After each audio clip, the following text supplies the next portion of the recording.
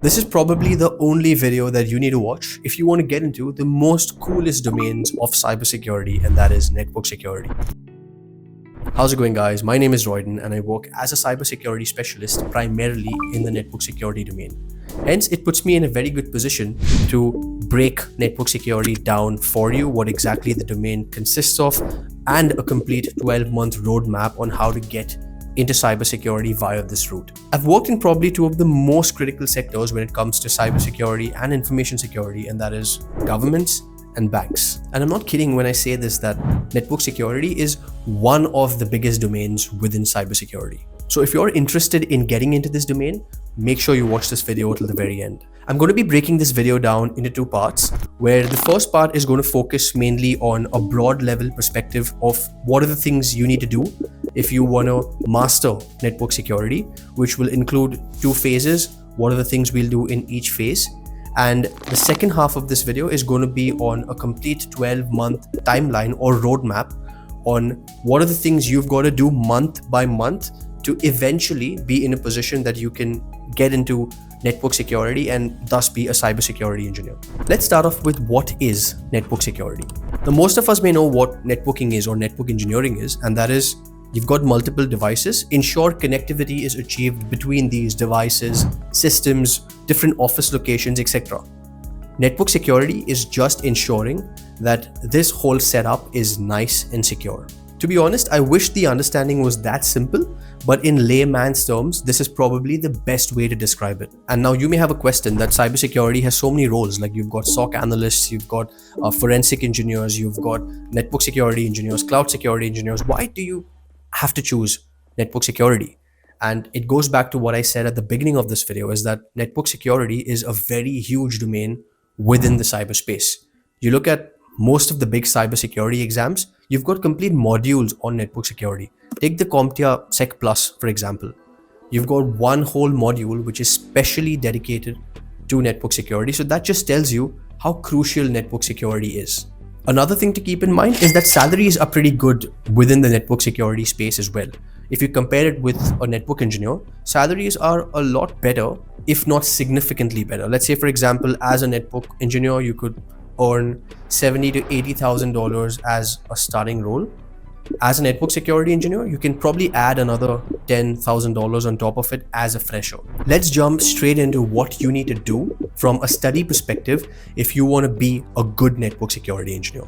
And I'm going to break this down into two phases. Phase one is going to focus on your foundational level concepts, and phase two is going to focus on more core network security and advanced level concepts within that domain. As part of phase one, it is crucial to get your foundations right. You can't just build a super tall building without ensuring that you've got a good foundation in place. So when I talk about foundations, you focus on networking. Networking is so important if you want to be a good network security engineer, because if you don't know how communication is working between different devices, you can't even secure it. Therefore, get your fundamentals right when it comes to networking. Now, to do this, there are multiple courses that you can do.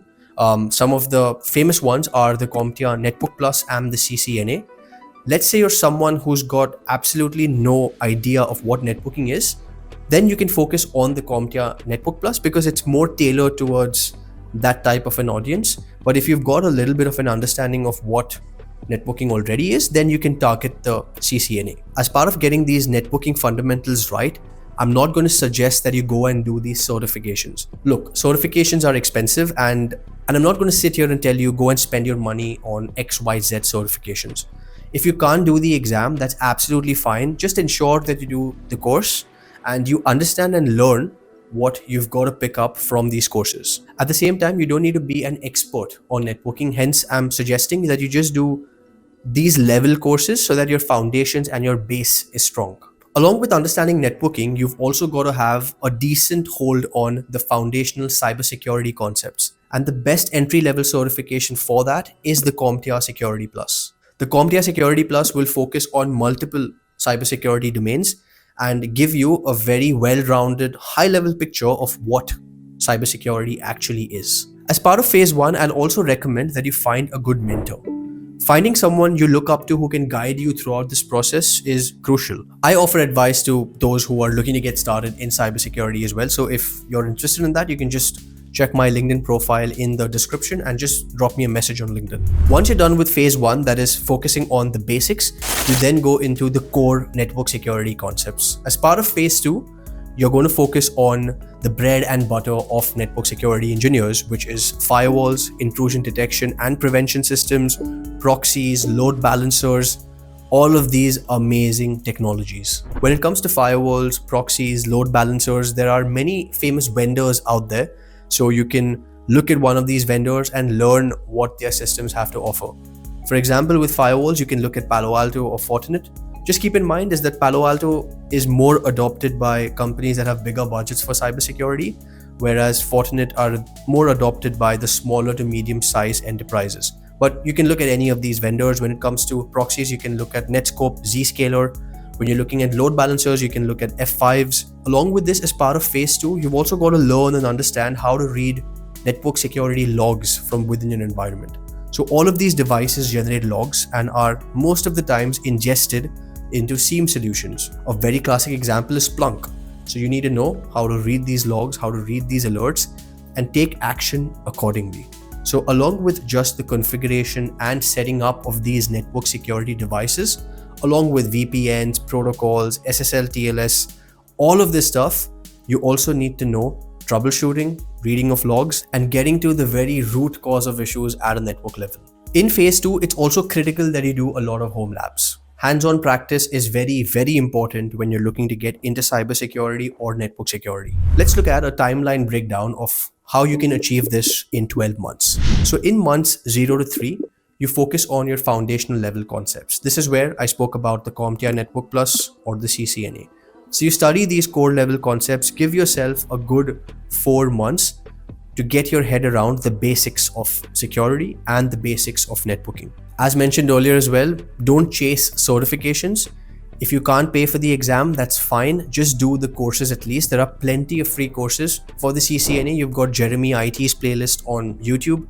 For the CompTIA Network Plus, you can look at Professor Messer's free videos as well. Same for the Security Plus. Professor Messer has a Security Plus playlist as well. So there are no excuses. After this, in months 4 to 9, you're then going to focus on the core network security concepts, which includes firewalls, IDSs, IPSs, load balancers, VPNs, etc. This is where you've kind of got to master the art of network security. Again, build labs, set up different types of firewalls, set up multi-vendor environments. You can integrate this with core networking as well. For example, have routers, switches, then have your firewall protecting all of your systems. Have different user machines, try attacking one user machine from one side of the network or coming from the outside, for example. See what logs are generated on your firewalls, on your IDSs, on your IPSs. So this is where in months 4 to 9, you're going to focus on the absolute core of network security. If you're looking at certifications, you can look at vendor-specific network security certifications. Like Palo Alto used to have the PCNSA, the PCNSC, but now that's replaced with their new track of certifications.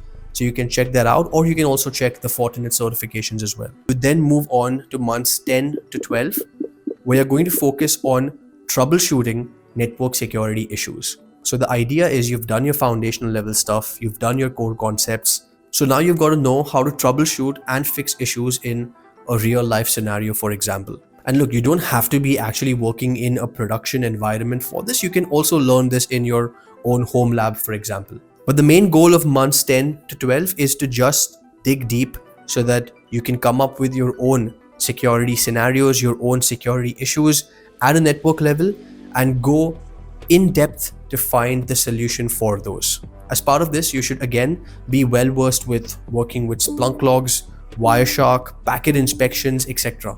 And by the end of this, I am pretty confident that you're going to be in a great position to then get a network security engineer role.